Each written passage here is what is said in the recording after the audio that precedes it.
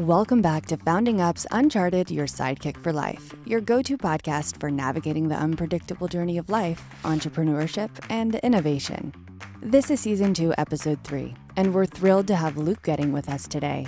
We're diving deep into the world of Gen Z and entrepreneurship with a special guest who's been blazing trails in this space. Special thanks to our Gen Z contributor, Sarah, who defines what success is to her and also discusses the need for detachment from addictive things like our phones. Whether you're a seasoned founder or just starting out, this episode is packed with insights that will resonate with anyone passionate about making a difference. So buckle up and let's get started. Welcome to Founding Up, Uncharted Your Sidekick for Life.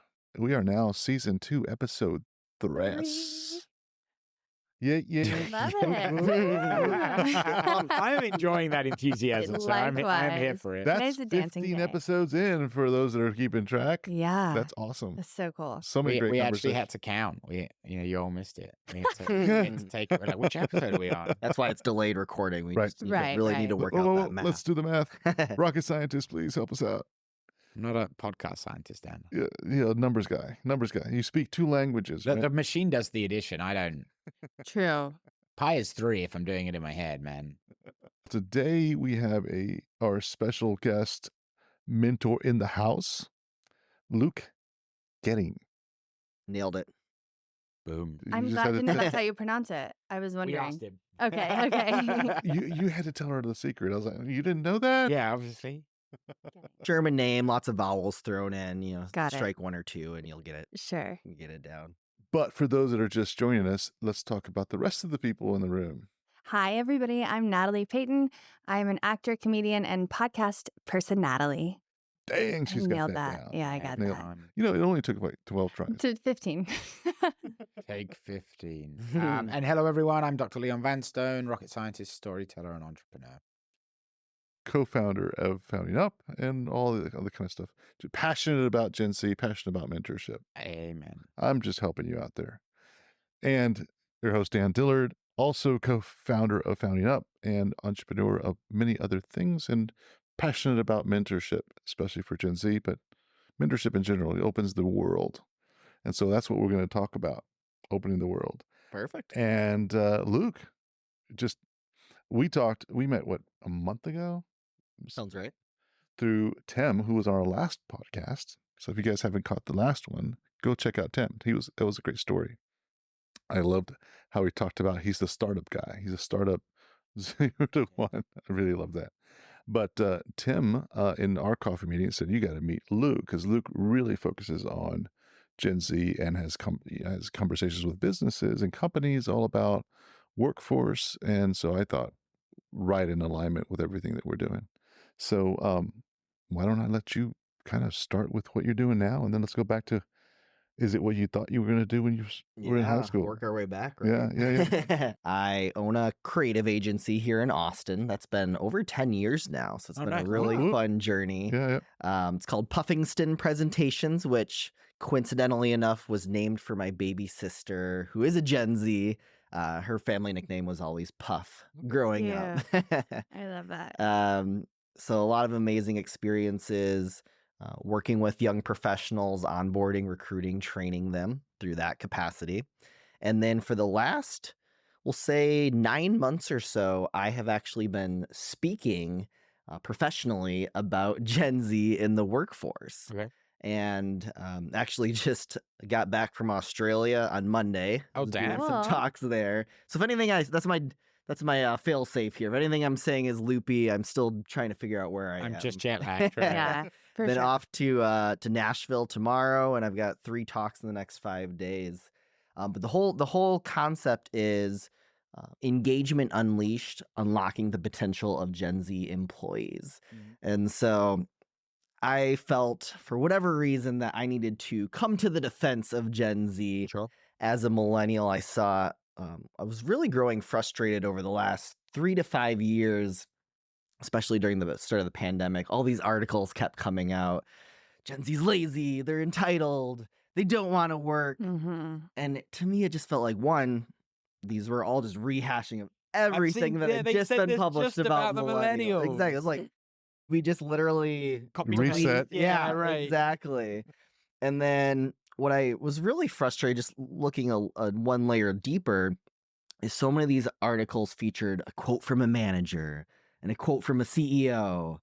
But funny, a lot of times the perspective of Gen Z was just totally omitted.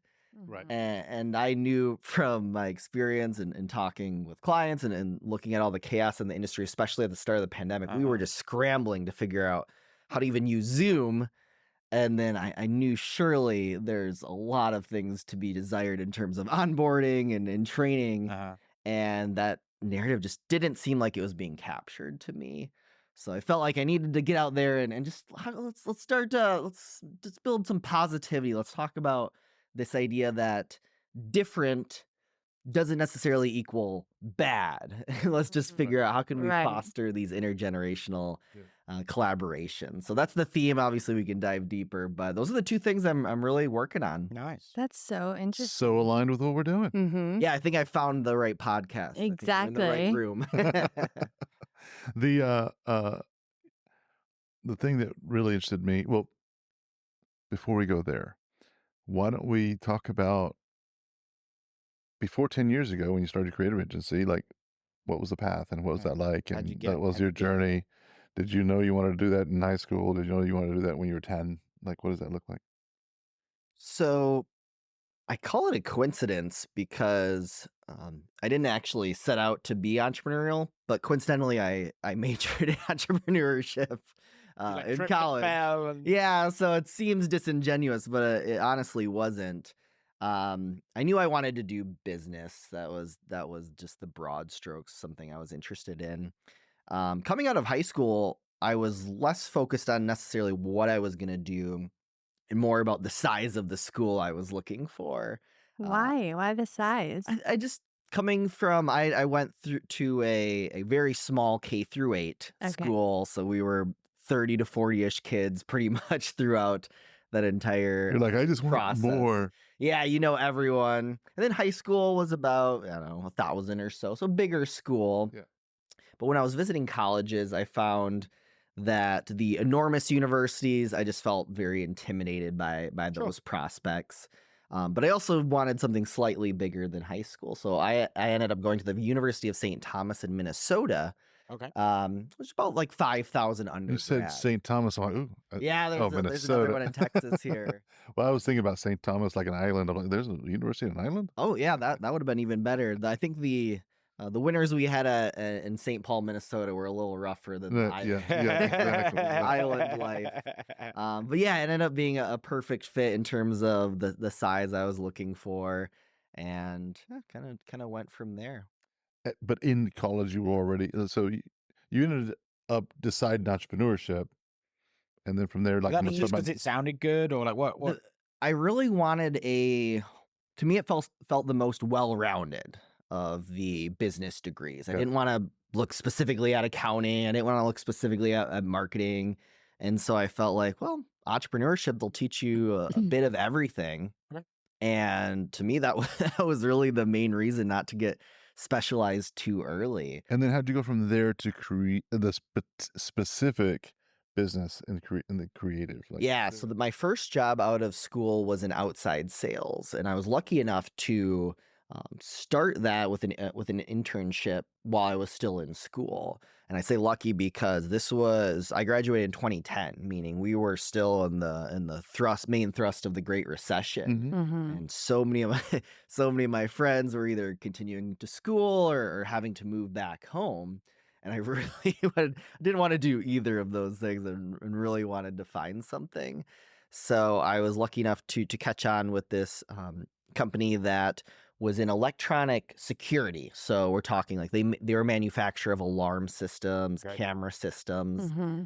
and they were a small business, and they had never had a dedicated rep in the Midwest. And so I was lucky enough pretty early on in my career to be basically thrown out into the world. And I had at one point, I think I had 12 or 13 states, from as far east as Pittsburgh, exotic places like Omaha, everywhere in between in the Wow. Midwest.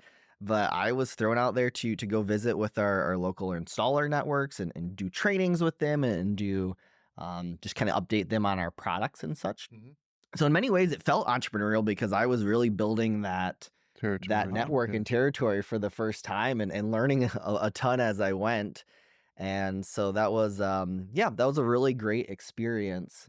And we can kind of talk more about that transition. But one of the things I really found it shocked me at first was that the humble PowerPoint ended up being like the top asset in my career because I was going out and presenting on a daily basis. Right. And like most small businesses, we just kind of had this thing that was cobbled together by the president of our company, and it was fine, but nothing real exciting. Right. And I started getting really interested in meeting dynamics and in interactivity, specifically because I found, especially as someone just starting out, my instinct was just to kind of, put the PowerPoint up, just talk through it, just do the safest thing, not really interact with anyone, because I was brand new to the industry, speaking to people who had decades and decades of experience. Like stay in the safe zone. Stay in the safe zone. Yeah, exactly. Stick to the script. Stick to the script. That's exactly right. Like, I didn't even know some of the biggest players in the industry, some of all the keywords and phrases, so I would just do that. But I eventually realized I'm not taking anything away from these meetings. Like I'll go to this place in Omaha and present to them for 60 minutes and then just leave. And I never even had a conversation with anyone. I have no idea if anything I said good, resonated. bad, yeah. Yeah. So I got to bring this all home. I got really interested in meeting dynamics, presentation dynamics, and ended up freelancing, and eventually quitting my job and freelancing. And then that sort of snowballed into a creative agency over the years. All about the personal experience and how do you make that better? Yes, and I think we have as much room to make progress on that front as ever before, especially as it relates to our audiences are increasingly becoming Gen Z and millennials. I think the stat is by next year, already 2/3 of the workforce will be just those two demographics. And so we'll probably talk about the concept digital native quite a bit today. And I think this idea of experiences like presentations, or we were talking, Leon, about lectures, like those are going to have to evolve because entertainment and digital consumption is so entirely removed from this very one-way, stodgy keynote style experience. For the purposes of the audience, because we were having that discussion before cameras started rolling, you were talking about lecture and being a lecturer yourself about I'll let you speak about. Yeah, so I mean, we to catch the audience up, we were talking, or to recap this story, right? We had been talking to Gen Z, similar to your thing, right? We started founding up. Me and Dan were like, this is a good idea, and then we were like, we should probably talk to some Gen Z first, right? So we go out, we're talking to this one Gen Z guy, and he had a very familiar story to a lot of people you encounter in Gen Z and outside of it too. He'd gone to university for a year or two. Didn't really see the point, wasn't really getting anything out of it, really struggled to learn anything from lectures. His grades weren't great, and he left, right? And now, he was struggling to figure out what he wanted to do next, wasn't working great jobs, and had a year or two's worth of university debt that he had to do something about. And, he was just kind of beating up on himself. He's like, I don't know, we were talking, I just didn't get it. I just must not be that bright. I just couldn't learn anything in the lectures. And I said to him, we know you don't learn. We know this. There's endless studies on it, right? The reason we lecture people in university is because of the business model. It only works if there's one of me and 100 of you, and I can stand there and lecture you on it. There are endless studies that show at best 1 out of 4 people in that room is learning anything, not thriving, learning anything. And when you say we, just for clarification, we as a university. We as universities, we as academics, we as a society know damn well that no one, and I knew personally, I was a lecturer, I could see him asleep. I'm not even joking. Like, I would try to make it as interesting as possible, but like, look, you've put so many time demands as well. Anyway, so yeah, it was like, we know it's not an engaging medium. We know it's boring. It's just I need 100 of you to support my salary. That's the whole business model, man. And it's dumb. And like, eventually it's come full circle. Now we're founding up where I'm like, I do want to see that change because I don't think that's the way forward. but there are just so many people that show up to these, like they show up, they're bored, they're tired, they're not learning anything, and they think it's because they're stupid. And you're like, no, it's because it's boring. Like, this isn't engaging.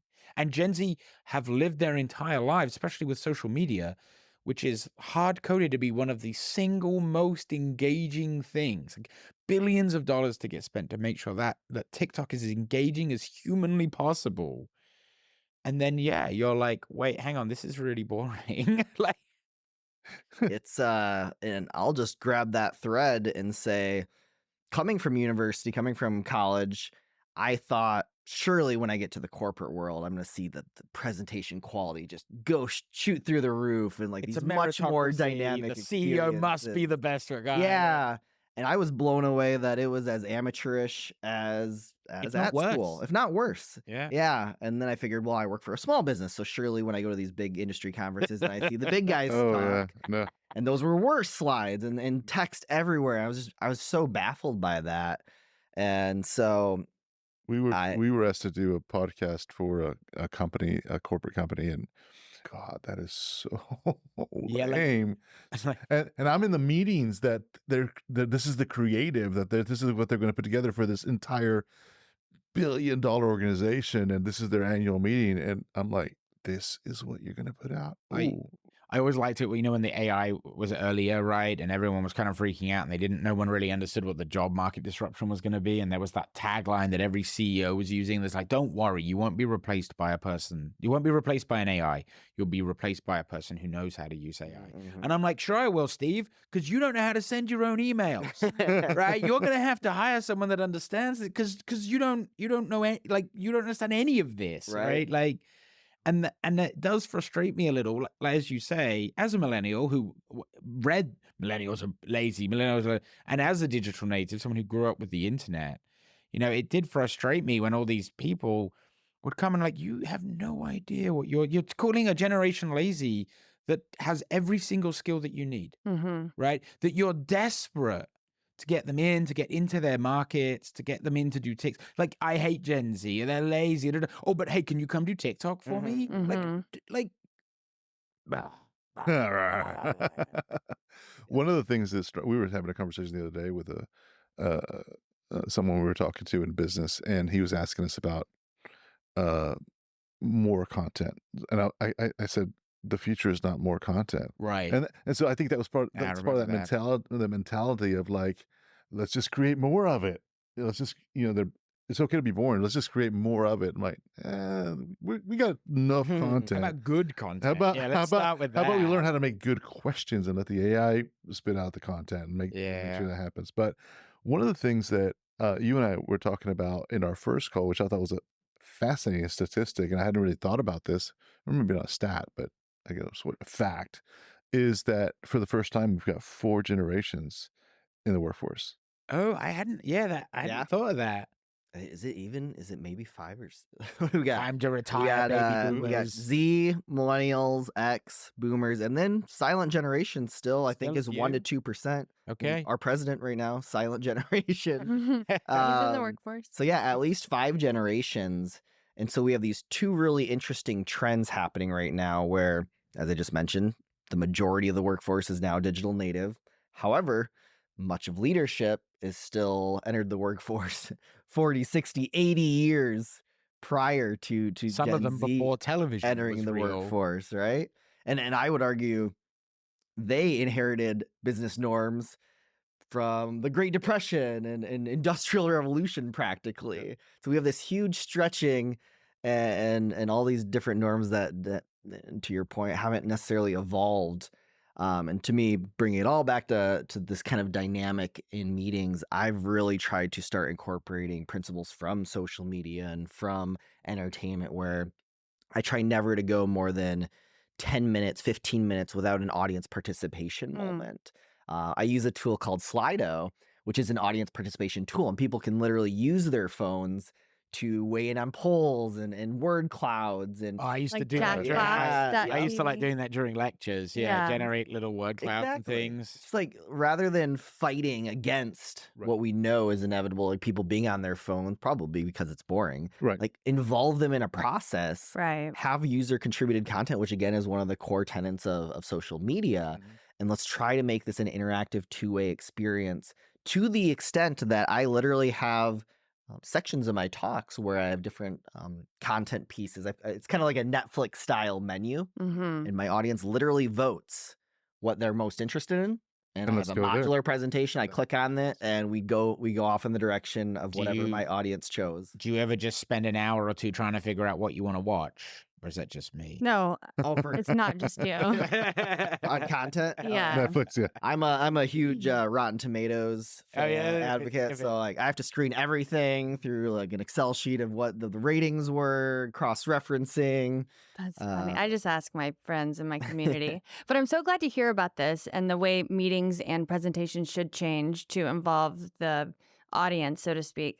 I was just with my dad last night, and he's about to start teaching at University of Texas, and he was going through his whole class, and it was so interactive, and it's intro to music business, so it's fun and exciting and different. But what he's doing differently, which maybe isn't so different, but he has these brief little presentations, but then brings in a guest speaker like a musician or a famous manager or a sync licensing person.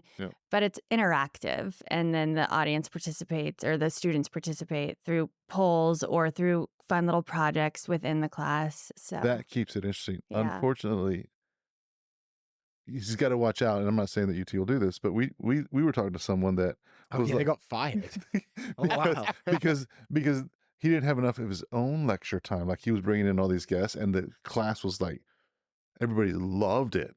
And then for whatever reason. Well, so the problem you have is that some lecturers like, guest lectures, and then they'll guest lecture everything. It'll be a train wreck, but then that way they don't have any teaching commitments. Oh no, So the universities got wise to this, and they said, you must teach at least X amount of your course, 40%, whatever. But the irony, right, is here, this guy was bringing in these really good guest lectures. It's not like he wasn't in the room. Right. But then they fired him because... But it's, again, going back to the core of the idea is like, that's actually good learning at that point. And they're like, we're getting rid of that. I'd be curious to look at, is this norms versus the actual results? Because you'd think that their learning was better, and probably the final metrics bared that out. I'm glad you pointed that out as far as the age in the workforce and the backgrounds, because that's what we see, bringing it out to just universities and general institutions, right? When something becomes institutionalized, we've gotten so big that these are the structures in place, these are the SOPs, this is the way we do things, and it's just then it becomes the society of this institution. But institutions don't move as fast as, I look at institutions like a big oil tanker. They don't move as fast as a speedboat. And when you have generations coming in doing all these things, and then you got this big institution that just moves ever so slowly, so that becomes that then becomes a pain point. And it's not only a pain point for Gen Z, their parents. It's a pain point for employers, because employers need to move at the speed of these speedboats. Because like, you got AI, we've got to adapt as an employer. You're like, we've got to make these adaptations, we've got to make it quick. And then you're asking for this kind of training to come out. You expect as an employer to, like, when you hire someone with a degree, that they're going to have all of this training, and that's not the case. Right. And so a lot of times there's this frustration because there's this retraining that has to happen. There's like, I've got to now have a training program within the company that kind of finishes out that education. Mm-hmm. So it just becomes an entire different thing. So yeah, we were earlier talking about amount of content versus quality of content, etc. One thing that jumps out to me is this is a generation, this digital native generation, Gen Z, is extremely used to being autonomous because they've, since they could steal their parents' iPad at age 3, have been able to access the internet and search for answers or post something and within minutes, if not, maybe an hour or so, they're going to have tons of responses. Right. And so, not that that's not an important conversation about quality versus quantity, Right. but I would argue the most important thing at an organizational level now is facilitating autonomy, as in having systems where this information can be accessed. Mhm. Because I feel like so many times we've got like some 10-year-old PDF document sitting somewhere, and we don't even know. It takes a year to even know where these shared drive folders are. Right. Right. And so by that time, we've already learned everything. But they're having internal systems where we can essentially create kind of an in-house Google Mhm. for these employees to be able to find this content on their own, especially technical stuff where like who wants to go find their manager and be like, can you hover over my shoulder and walk me through this onboarding tool? Right. As opposed to being able to just look at a guide of information. Yeah. So I would argue in terms of really playing to Gen Z and millennial strengths is let's create systems that are much more analogous to that Yeah. digital experience. Yeah, and that's coming. AI is going to be a big help with that because now you can just ask the AI where's that, and it'll go find it for you. Right. So that's really cool. What have you found in your now speaking career and talking to businesses and the number of people you've talked to? What have you found? What are some of the things that you've learned and picked up from the generations and the businesses and the feedback? Yeah. I find that it's been a really fun exploration on diving deeper on turnover and then the frustrations around that. Obviously, a lot of people are still pretty scarred from this great resignation period. It's fallen off a bit, but for the preceding 1, 2, 3 years, that was a voluntary turnover rates were as high as they've ever been. And diving a little deeper in discussions with managers and leaders and even Gen Z employees themselves, one of the things I found is there's a significant disconnect between sort of showing the vision of what one can achieve at an organization. Hmm. I have found that I had an interview on my podcast with my cousin, and he was 27, 28. He'd had at the time, 3-4 year career. And the way he talked about it, you would think he had been working for decades. Like you could tell he was analyzing, what am I learning? What are the opportunities? What's the opportunity cost of staying here on like a quarterly basis? Right. And I feel like that's that pace, that's that digital nativity that Gen Z really analyzes things at.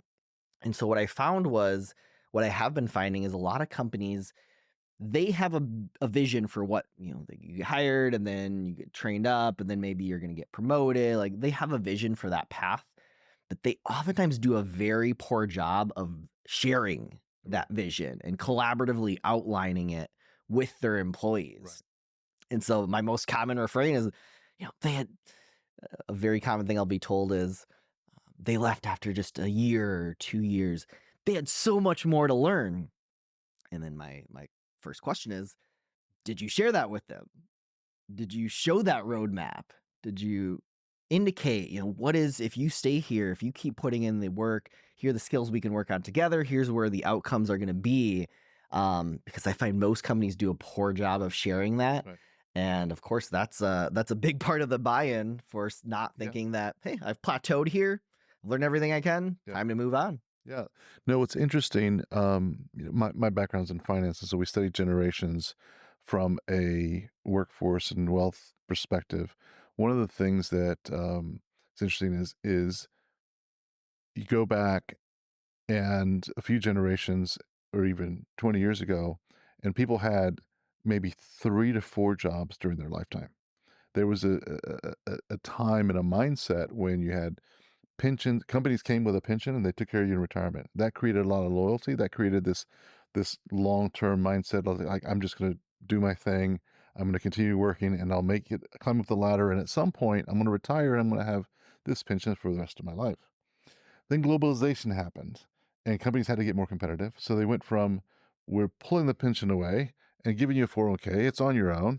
And so we're not responsible for this. That shifted the mentality like, well, then it's every man for themselves. If you're not going to take care of me during my retirement and I've got to do it myself, I'm going to continue to climb the ladder, but in different companies. And so that went from, 3 to 4 times during your life that you changed jobs, and it was like 2 at one point, to like 12. Like now it's like a person changes jobs every 3 or 4 years, so it's like 12 times during their lifetime. And that's an average too, right? So that includes some of the, talking about the 5 generations, that includes a bunch of people who have only ever had 2 different jobs, right? Yeah. All the way down to Gen Z who've had like 12 and they're 28. The stat I most recently saw was that Gen Z is expected to have 17 different jobs over 5 different careers. Pretty in the first pretty year of amazing. their life. Yeah, probably so. So that, just if you kind of put that into the context of what Gen Z is looking out for themselves, they're trying to figure it out, and that along with now AI is coming out and it's replacing so many jobs, and I've got to reskill, I've got all these things, it does make that speed up. So what you're saying that resonates is that if you don't, as an employer, if you're not communicating and showing that path, that roadmap, there's no reason to stay. I mean, they're going to get what they learned, and then at the first pain point, and the first opportunity, not even a pain point, they're going to be okay at their current job, but there's another opportunity that I'm unable to do this, and I'm going to jump. And so it's important to have that why and roadmap and show and show that. So, and I'll be the first to defend Gen Z and to stress this to employers that there is a very clear economic case that you should be leaving your role. Right. That's how you want a pay rise? Yep.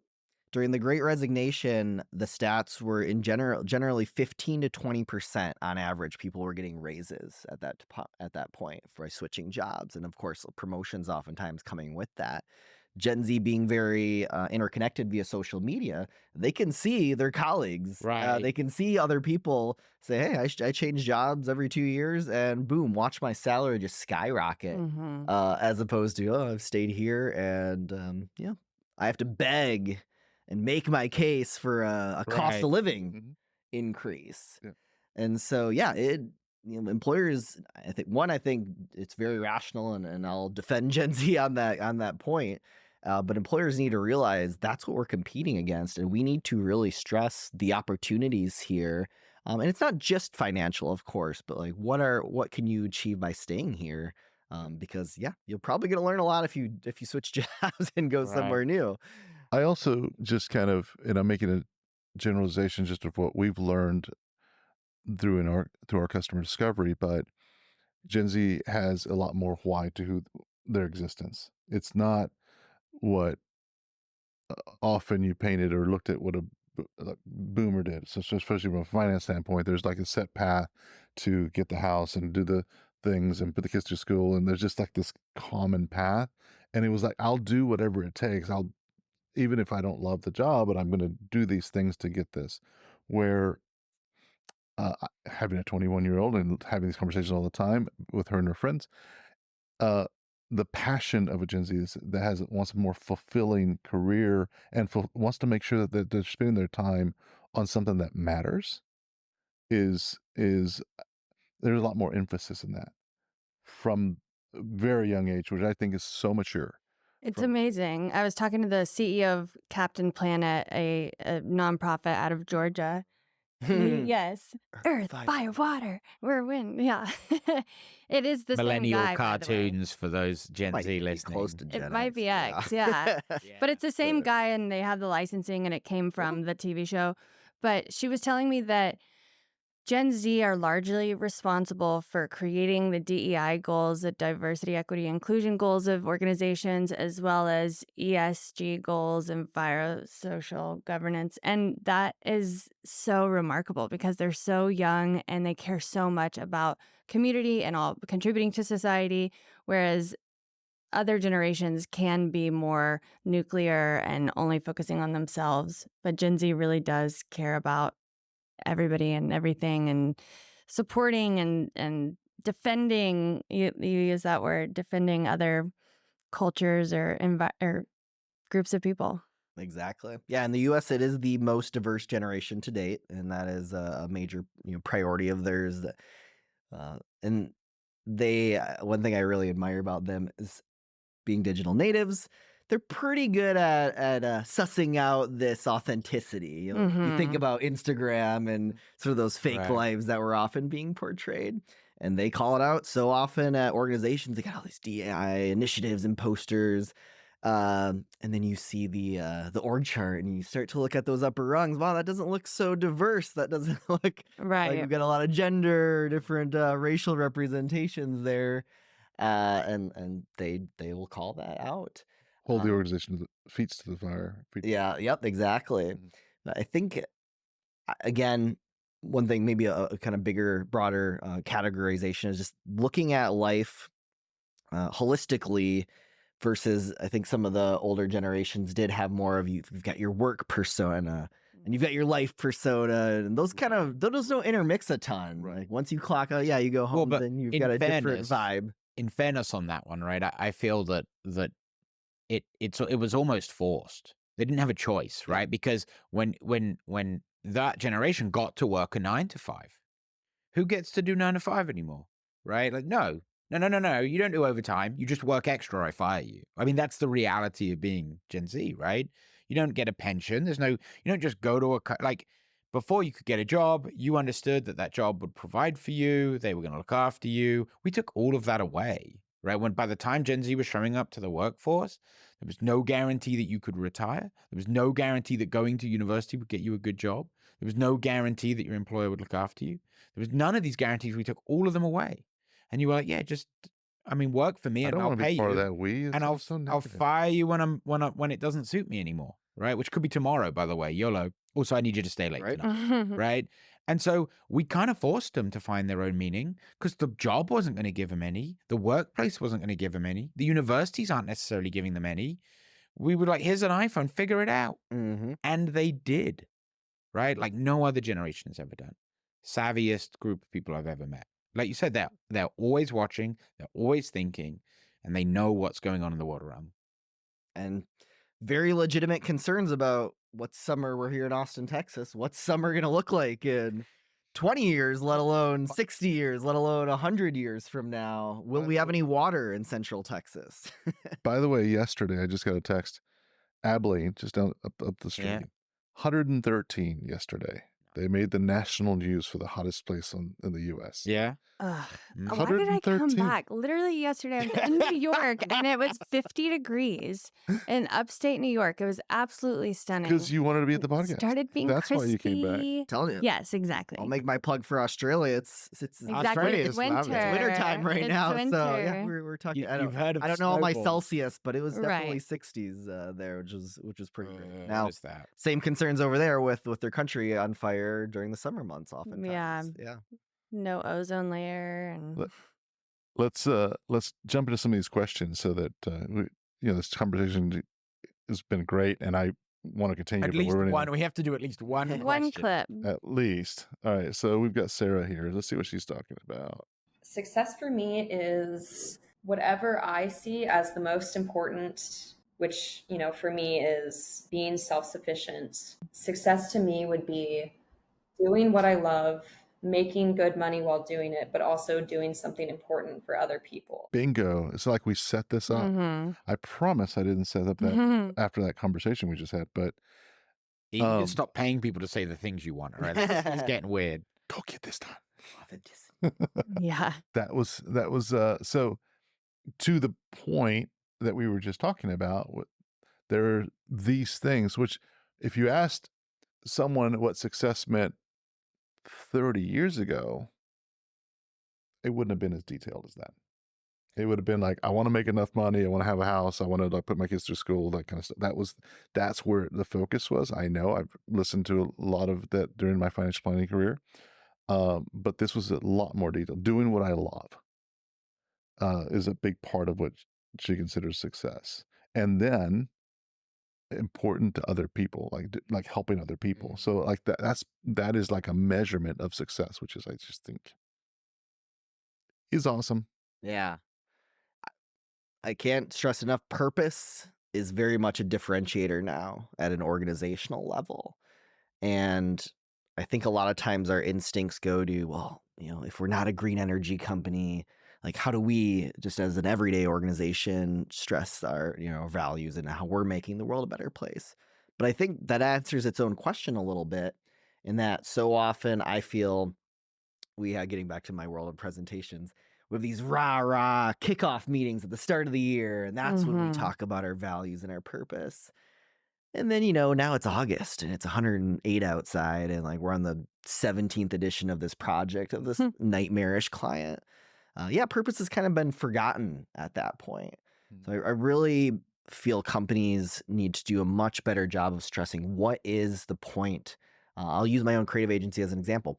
I often, as the leader of the company, have these really intimate conversations with our clients about, like, this is a really high stakes presentation. This is the big industry event. This is a major opportunity for our executive team to present and share our vision for the future.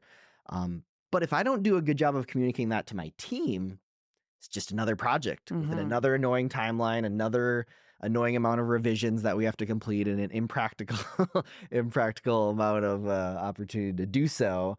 And that's a totally different framework. So values. And then I think we would be remiss if we didn't mention that Gen Z is the most entrepreneurial generation to date. And so if they do need to just get that check the box paycheck to make a living, they can still look at those so-called side hustles to find that purpose and to be able to help people and pursue their passions. And so I think that's so just inspiring. Again, a generation that constantly gets knocked as lazy, Right. also has the most. I've heard stats as high as 70% of Gen Z have a side hustle that they're earning extra income from. Right. So how cool that they're really pursuing that in all facets of their lives. I love that. I was looking up, pull up my phone because there's a book I'm listening to. We've got one of the companies I'm working with, a financial planning company. I still mentor that and advise on that. We do a book reading or a book club every 2 weeks. And so what we're studying right now is called Excellence Wins. I'm not sure if you've listened to that book before or read that book.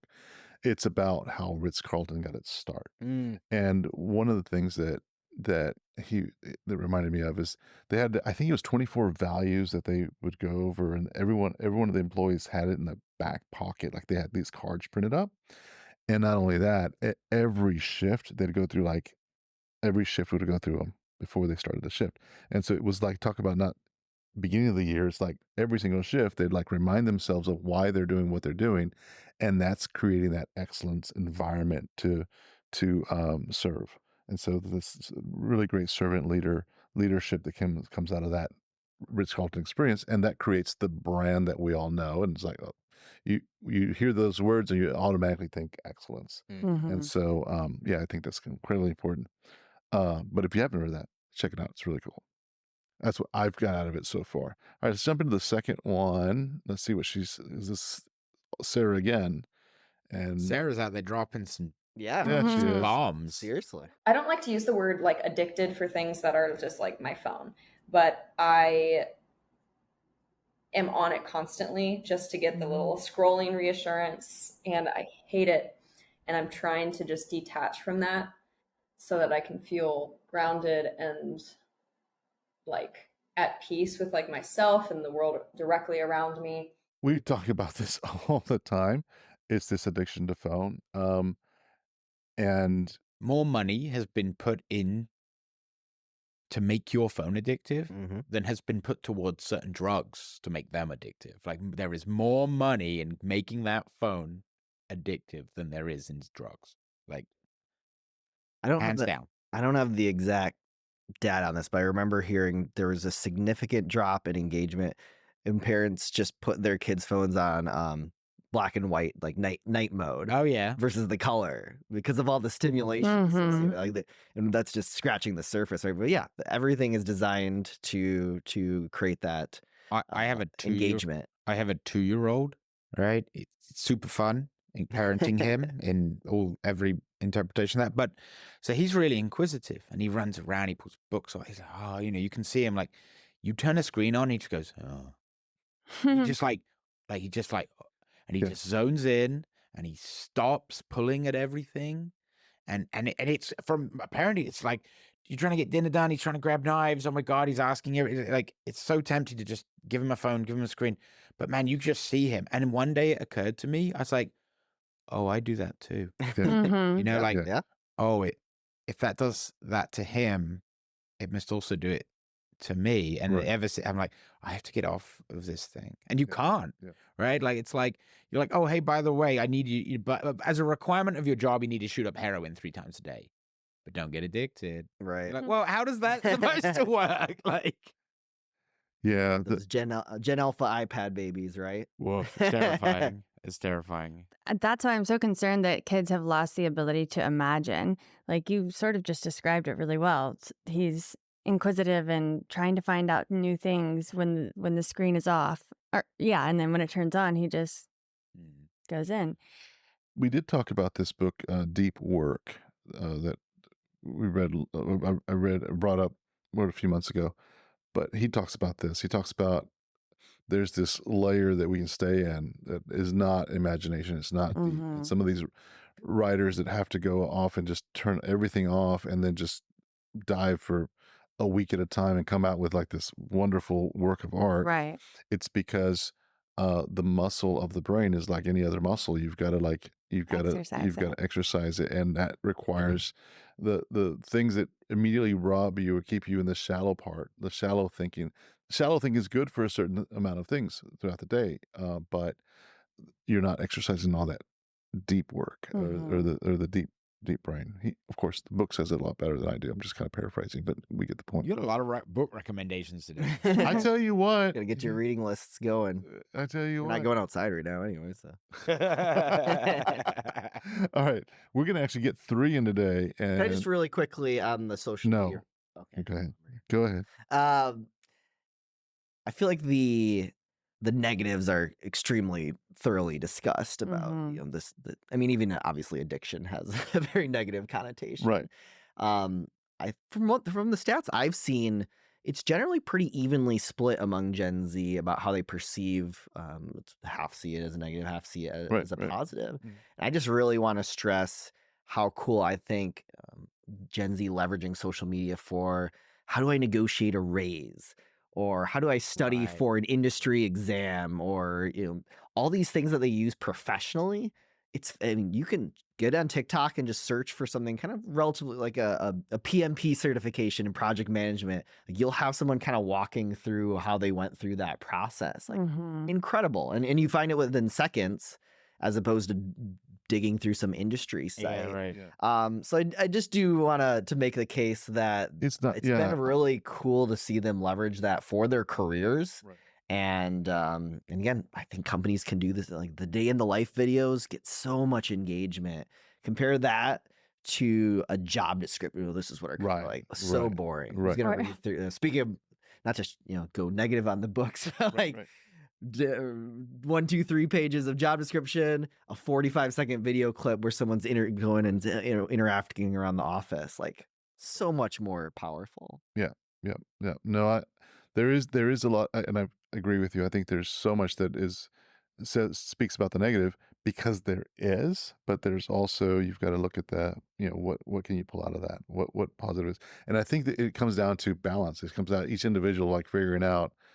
And we've had several suggestions even on the show, but as far as maybe like going on a diet for social media, so you have like an hour at the evening that you do versus like all day having it, because it can rob your time if you're not intentional. So I think intention is something that can be spoken about when it comes to this tool.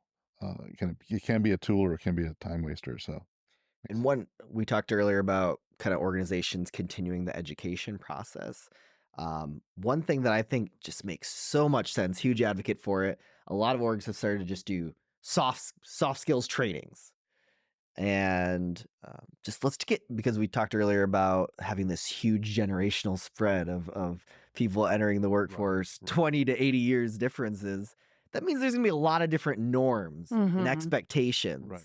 And that can lead, if not directly addressed, to this kind of passive aggressive behavior. Yeah, right? It should have been like that. Why are you wearing that? Why are you 3 minutes late?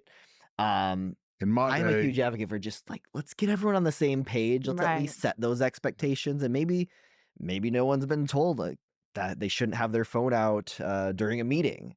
Let's just kind of get everyone on and talking about that first, and then we can build from there. No, that makes a lot of sense. 100%.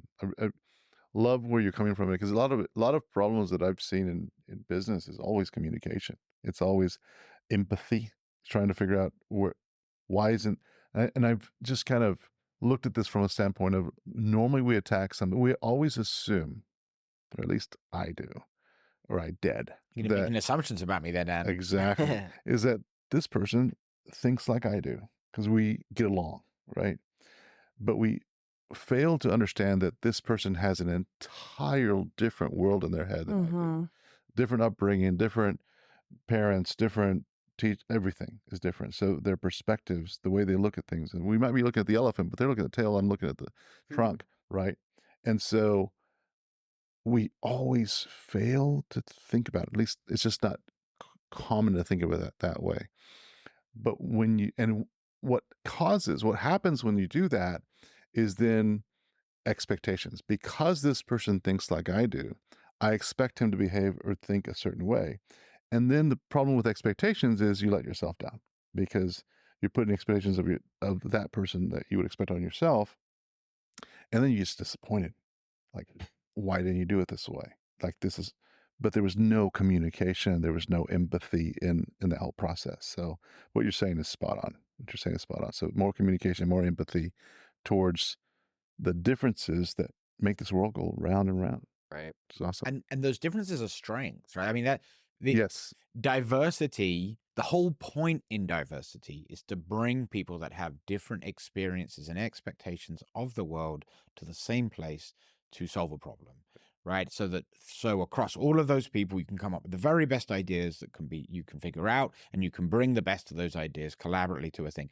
But what gets missed, perhaps again, going back to Gen Z being one of the most diverse generations, which is a good thing, right? Is in that diversity, then to your point exactly, it gets harder, because there aren't these shared experiences, there aren't these shared assumptions. We're not all on the same page, and that's a good thing. That's a strength. But then communication actually got harder, not easier. On top of the fact that communication is just hard. Mm-hmm. Ask anyone in a relationship.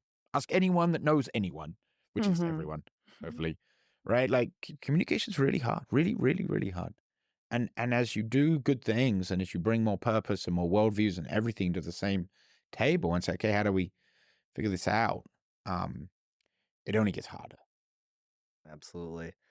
Yeah, trying to facilitate that spirit of intergenerational and learning from one another, I think is a top challenge / opportunity at an organizational level. I'm reminded again of my cousin Nate. He was you mentioned kind of experience. Well, I don't want to put words in your mouth, but I'll key off what you said, which is But all the words in my mouth. his example was he was working in metals and manufacturing, and they used this amazingly advanced software to predict what their metal renderings will be, like aluminum casting. He works and creates Jeep door handles and things like that. Yeah, it's really fascinating stuff. Light fixtures and things. And so he was telling me this story where they had this just ultra expensive software that can create these rendering simulations, Right. and predict whether or not that will actually work in the real world, so they don't have to waste tons of money and resources to actually test on that. And he said, generally speaking, broad strokes, the younger professionals caught onto the software pretty quickly. It was more intuitive to them than some of the more senior employees. So they were creating all these renderings, but once they brought in some of the more senior people, showed them, they're like, yeah, that's incredible, and we can never do that for X, Y, and Z reason. So there was a limit to what the rendering software said it could work, but they needed that experience to really share why that couldn't work, and then collaboratively they could create the best solution for it. Yeah. One of the first lessons we always taught in the Rocket Lab, if you give someone some CAD, the first thing they do is they put a square hole in something. And you're like, that's really interesting because drill bits are round. So I don't know how you expect to drill a square. At the corner of every square hole is a round, because that drill bit comes through. And it's that's the same thing. Yeah, you can make things in CAD that you cannot physically make. That's a single piece. How am I going to put a void in the middle? How are you going to do that, right? Love it.